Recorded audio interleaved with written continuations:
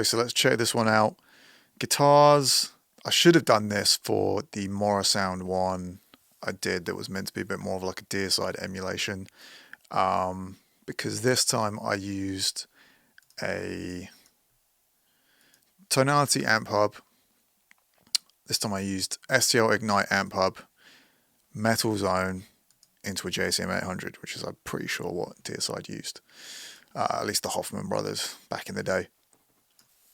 So let's check out the guitar tone. I'm going to turn the processing off. I'm just going to listen to one in mono. As soon as I loaded up the Marshall and the Metal Zone and I started to scoop on the Metal Zone just where it is as stock, I was like, oh yeah, that's like, sounds exactly like Deicide.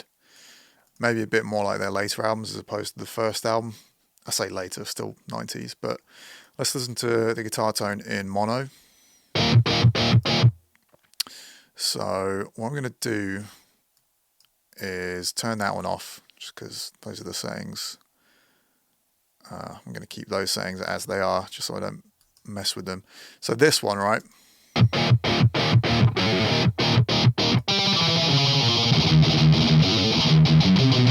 Just doing that just sounds like Deicide, like Serpents of the Light. Put a bit of reverb on it and it sounds like, yeah, some mid-90s Deicide tone. But I didn't go for the scoop in the same place there. I was really trying to emulate that Tomb of the Mutilated guitar sound.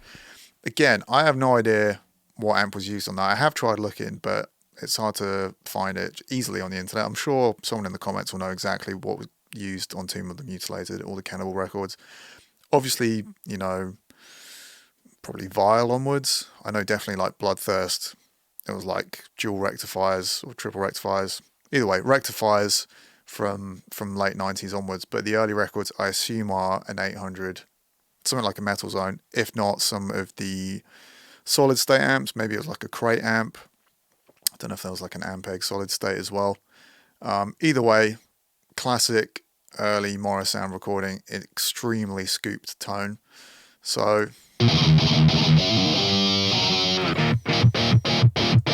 it's quite hard to get the balance for this one right. The distortion starts to really sound very untight on like chugging, when you're chugging on like a power chord. So it was quite a kind of balance, like a sweet spot to get this dialed in. I wanted it to sound. 800 presence way down because the presence is pretty brutal on these amps.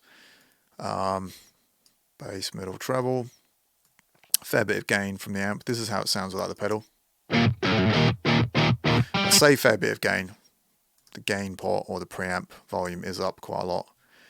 But it's not that distorted. And then cabinet, we're using the Marshall cabinet from my impulse response pack loaded in position 4, which is like just a little bit darker than I normally go. These tones are extremely bright, but they're not like fizzy and bright. They're a bit more focused. They're really focused between like 3 and 4K around there. So I'm going to pan that one back out and I'm going to check out, show you how extreme. So that's how the tone was raw. This is how the guitars sound raw. And this is then with processing on.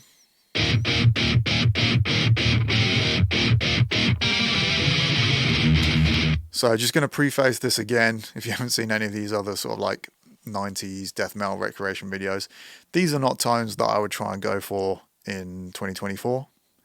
I have like a soft spot for all these old records, and I think the way they sound completely suits the vibe of the records. It's fun trying to capture or like recreate those kinds of tones. But yeah, don't take this as this is how I mix guitars. It's definitely going for something very specific here. So yeah, super involved with the EQ, C4 multiband compressor, Soothe. These would have been tracked to tape. Obviously, tape naturally kind of smooths out the high end on stuff, so I don't feel too bad using that plugin. Notching out some pretty harsh frequencies on the cab.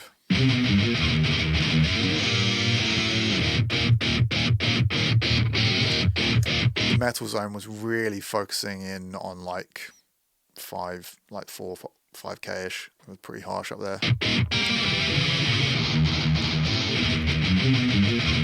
And then more scooping, just when I couldn't think I could scoop the tone enough. Taming out some more of the high end just to really flatten out this area. Limiting. And then more EQ. And yeah, I mean, just finessing it at the last stage.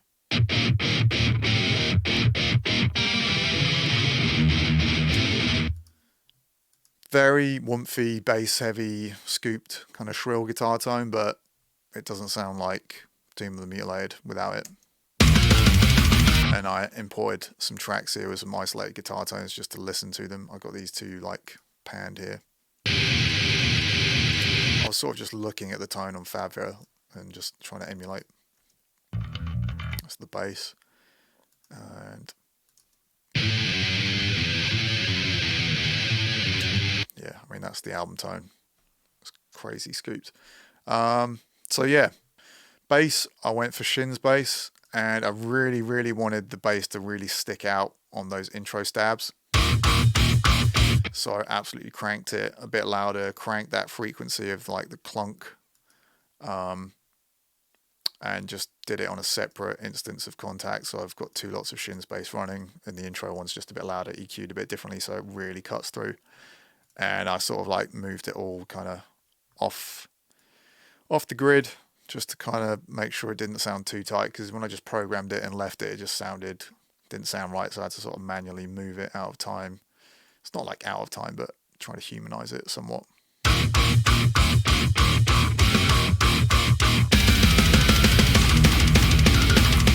Cool, so let's check out the bass tone. We can listen to this bit isolated. So that is fully processed, and we're using, as I said, Shin's bass, Nick from Job for Cowboys, Phallic Carnage, Havoc, using the DI, humanized cranked position, so it's not using the higher frets as much or at all. And then yeah, EQ, fab filter, dynamic or multiband compressor, trying to clamp down the low end, compressing it. Dark Glass Ultra, again, not overly distorted. It's probably still even more distorted than the actual album tone. I might just try and back it off a little bit.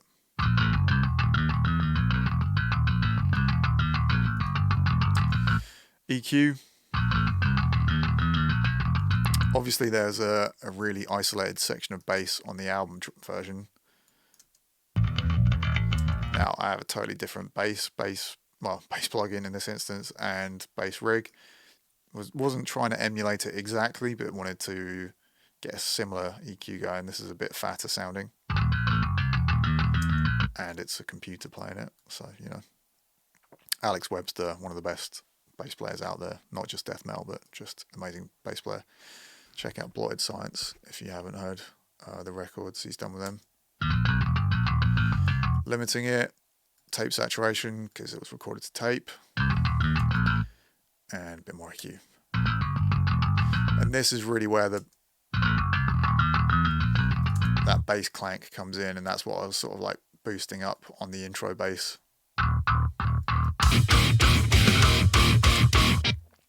Cool, and then drums, so not using the old school death metal kit, because I don't know if Paul used to use like a piccolo snare. He definitely didn't have like a high pingy snare sound, but I've definitely seen pictures of him using a shallow snare. Again, I haven't done like crazy research on this, I'm just doing it just for a bit of fun. So I've gone for a piccolo snare in Ultimate Heavy Drums, sounds like this. There's definitely a ring to that you don't really hear on the record, but within the mix, it's got a similar sort of flavour. Classic Paul kind of bomb blast there. I think it's just the default kick, the Yamaha 22 Remo head. That's what the R stands for. It's either Evans or Remo. I did try a one-shot sample, but it sounded better with just the kicks from there.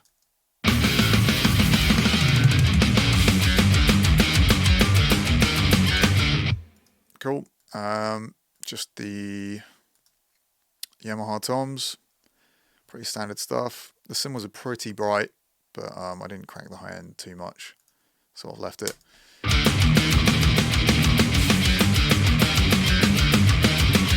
Cool, and then master bus processing. There's not a ton of subby stuff on these old records. It's a bit more controlled. It's only more in recent years that people are really able to get a bit more sub into the metal genre and balance it out, I think, with some more like modern techniques. Bus comp. I went through a period of not showing my master bus processing in these videos because it just always pretty much stays the same, and then people are like, why don't you show your master bus? So I guess obviously not everyone sees, you know, every single video, which is fair enough. So here it is. Ratio 3, attack 30, release quick. I don't compress it and get like too much going on gain reduction wise, just because the moment you do that you kind of lose a bit more of the low end. And then slate tape saturation, flatline, not attacking it too hard.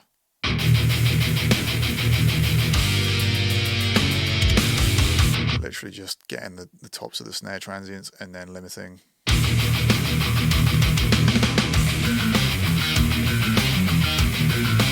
And that is that one.